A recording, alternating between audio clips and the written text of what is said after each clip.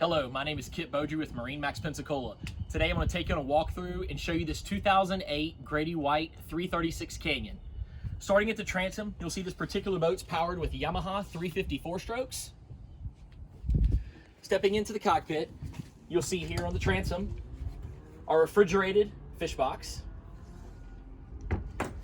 You have your aft bench seat here.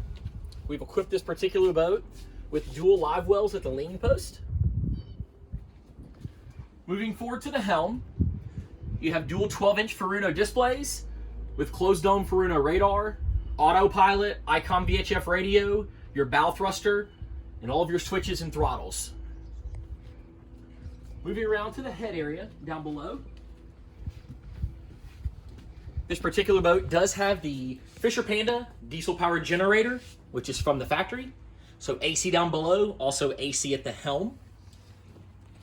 Moving forward,